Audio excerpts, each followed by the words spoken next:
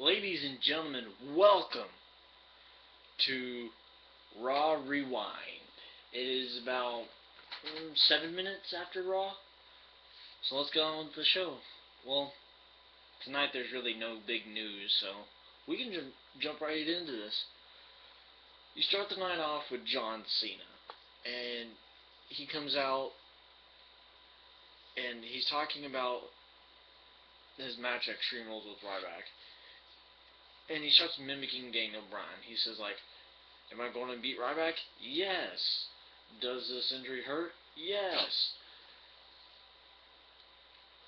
Is Ryback going to beat me? No. But that's something completely different. I mean, he just went on and on until Ryback came out. Well, sorry, until Vicky Guerrero actually came out. And Vicky Guerrero said, well, your match doesn't have an extreme stipulation to it, so I want to add an extreme stipulation to it. And since you're the champion, I'll let you pick. And John Cena actually threw out some pretty funny ones.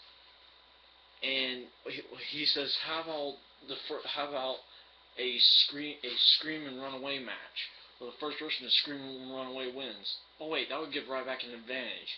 How about a whine-off? No, wait, that would also give Ryback an advantage. How about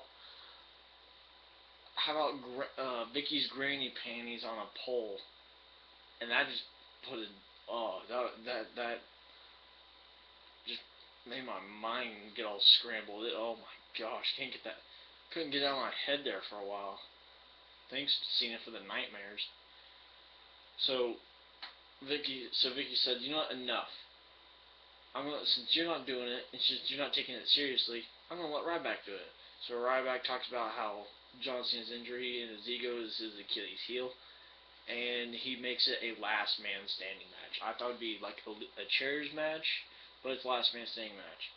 The last big man John Cena fought in a last man standing match, he duct taped him to the turnbuckle. Batista at Extreme Rules.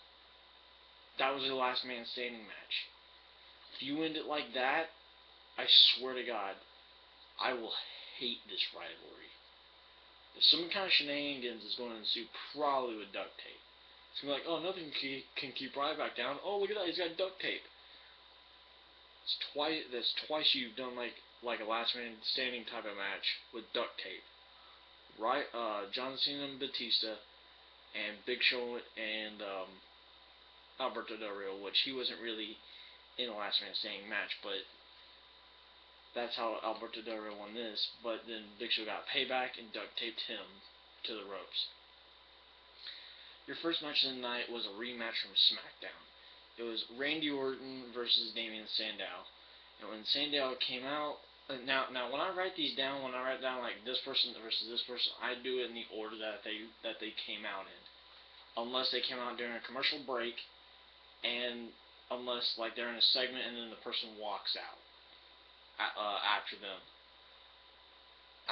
It was Randy Orton versus Damien Sandow, and Sandow starts mocking Randy Orton's entrance music. Well, they went back and forth a little bit, and Damien Sandow really got dominated.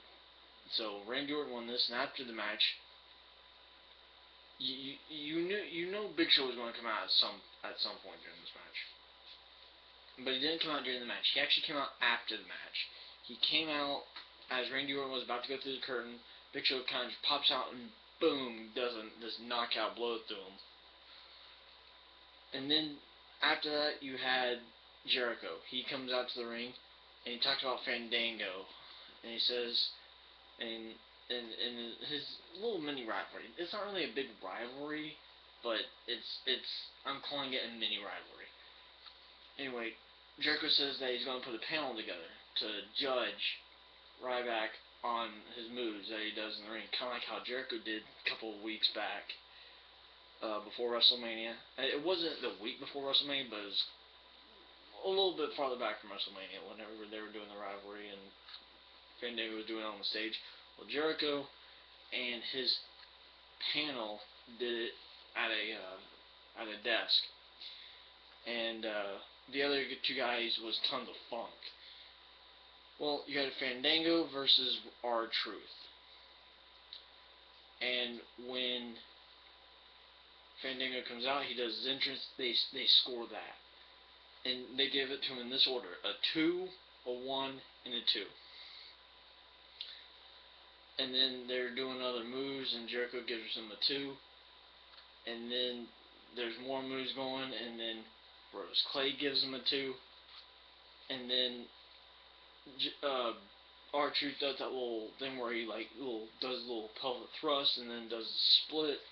That got a 10, a 10, and a 42. How did it get a 42? If the highest you can give is a 10. Tells you how stupid Bros Clay is, because Bros Clay was on the right side, so I did it in order 10, 10, 42. So it's like, and Jericho's in the middle. It was a count-out victory for R-Truth. The count-out victory got a 0. And I'm sure the fact that that Fandango was in the match to Jericho got a 0. So, and then you had a Daniel Bryan interview, and he challenged Ryback to a rematch from SmackDown, and Ryback comes out and says, "I'm going to give you an answer you're used to hearing. No. Because Ryback rules." Not kidding. He didn't really say Ryback rules. But what he did say was no. So Kane comes out and challenges Ryback, and he says, "Well, what about me? Why don't you face me?" And Ryback says, "Well, you used to not, you were not the man that you used to be. You're not the monster. There's only one monster now, and that's Ryback." At that time, he didn't give him a yes or no. So we come back from a commercial, and Vicky Guerrero says it is going to be Ryback versus Kane in the main event.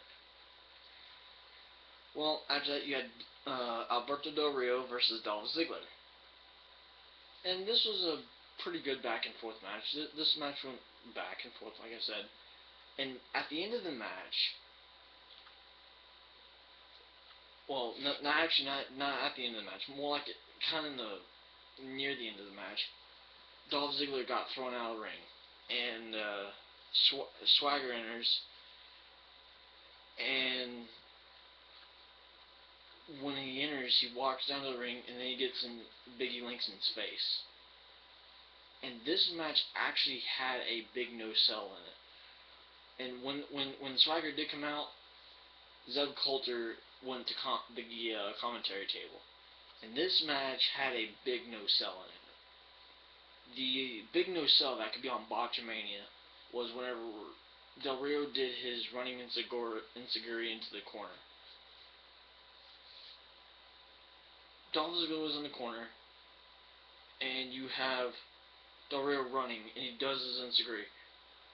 Dolph Ziggler was already falling whenever he did the Enziguri, so not Ryback, I don't know why I'm so used to saying Ryback right now. Del Rio was sitting there already like holding his knees, like, "Oh, my knee," but then you also saw Dolph Ziggler holding the back of his head like he got hit, so that was a big no-sell. If you want to see it, I suggest you do. This match was not really that good at all.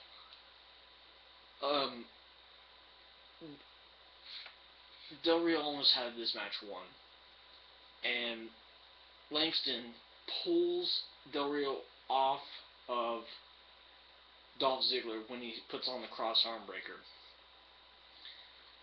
And what he does is he takes Del Rio and just throws him on Jack Swagger.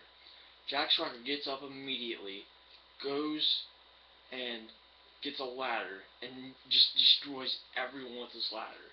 You name it, he destroyed it, except for the commentators and AJ. But he destroyed everyone with the ladder, and Zeb Coulter. But that was probably the best part of the match. After that, you had another secret admirer thing with Caitlyn. She didn't get a gift. She got this weird text message. Well, I think she got a gift. I wasn't paying attention. I was so tired because like I said, guys, I was working today. I work tomorrow. I work next Monday, and I'll get into that part here at the end. Caitlyn had the secret admirer thing going on. It's not going good right now, unless like you have some kind of twist where it's AJ who's the secret admirer, trying to send her all these things to get her distracted. Then it'd be okay, I guess. But this secret admirer thing is going nowhere. But it could be okay if you're trying to turn like Cody Rhodes' face and have the odds basically evened up. I don't know. After that, you had a six-man tag team match. You had the Shield versus the Usos and Kofi Kingston. This was an okay match. I like the Shield, but this was an okay match. At one point, this was actually near the end of the match. At one point, Roman Reigns takes out one of the Usos, and he just clotheslined the hell out of him. It was such a vicious clothesline. JBL was excited about it. Oh my god. This was an awesome clothesline. And the Shield won this. After that, you had Antonio Cesaro versus Zack Ryder, and this was not really a good match. This was more like a squash. But at the end of the match, Cesaro, who won, says, "No one in WWE can stand up to me." And I was thinking that there was going to be like a return like of The Miz, but apparently The Miz did not return tonight. Or of Rey Mysterio. That would be a good one.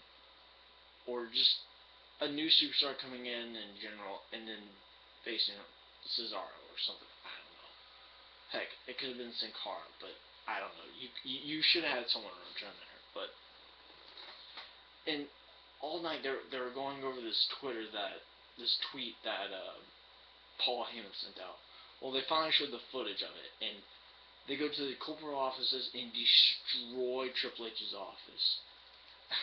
It was a great part, but the thing I hated about it was the voiceover for Paul Heyman. It was crap. The voiceover was terrible for this segment. Okay, I could do better voice acting. Now, it was good. It was a good video that they showed, but the voice acting sucked.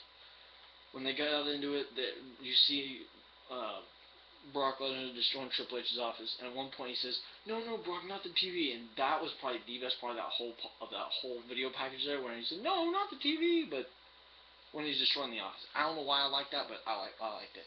After that, he goes to be a satellite, and Triple H interrupts him. And Triple H says, "I actually have two offices. The one you destroyed and the one I'm standing in right now. And we fight right here. In this one, you get your revenge." So, after that, they had a 6-diva tag team match. This match was actually better than the Dolph Ziggler Alberto Del Rio match, which ended in a draw. And it was AJ versus AJ and the Bella Twins versus Caitlyn and the Funkadactyls. Unfortunately, to me, the wrong team won this. Caitlyn and the Funkadactyls won this, but AJ didn't tag anyone in it. AJ stayed in her team the whole time. She tried to tag in the Bellas, and they just basically jumped off the apron and didn't want to tag in. They wanted nothing to do with AJ. So what they did was Caitlyn was basically sitting over there looking over AJ, and as she saw it, she speared her and got the 1-2-3. Mark Henry then comes out and challenges Sheamus at Extreme Rules. Well, Sheamus comes out. He didn't really accept it, but they say he did. And we had no idea what it was. One showed a video package of Mark Henry destroying Sheamus. Sheamus showed a video package of what he did on last week on Raw and last week on SmackDown. And then they're interrupted by Wade Barrett, which leads to Sheamus versus Wade Barrett. Sheamus won this match. Sheamus, at one point, takes Wade Barrett out of the ring, and he's about to throw him at Mark Henry. And Mark Henry flinches so bad that he falls out of his seat. That was a funny part. And then as he gets up, he bro kicks him. And Mark Henry then attacks Sheamus with a belt that he got from one of the trainers. I think that this could be a strap match for all we know. And then they announced, after they came back from a commercial, they announced that next week on Raw, it's going to be Fandango versus Chris Jericho in the first ever Chris Jericho versus Fandango dance off. Someone tells me, I don't know. I don't know.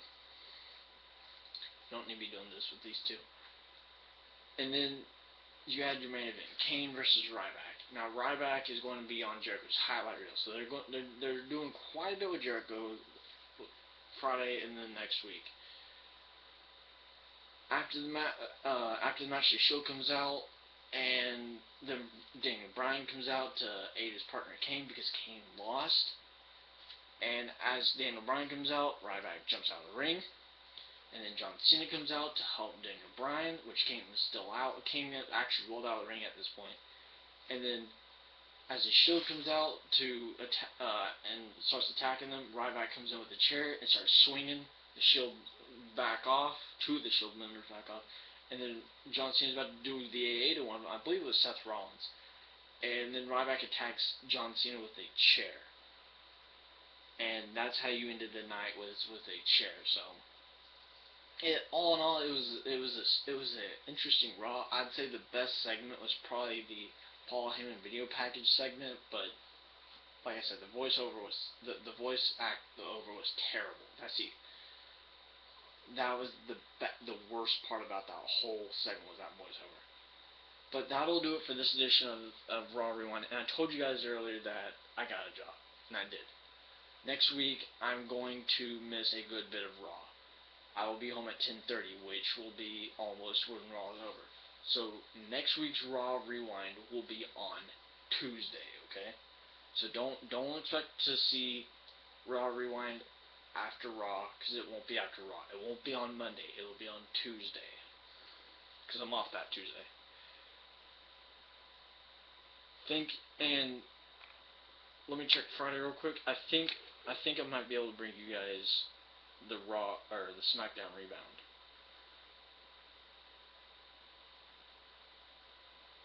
Yes, the SmackDown Rebound will still be happening on